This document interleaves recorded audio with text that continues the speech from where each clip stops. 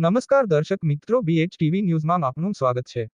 તારીખ 27/12/2024 શુક્રવારના રોજ ભરૂચ નગરપાલિકા તથા અન્ય ગામોનો કચરો ગેરકાયદેસર રીતે કાસદ ગામની સીમમાં નખાતો હતો।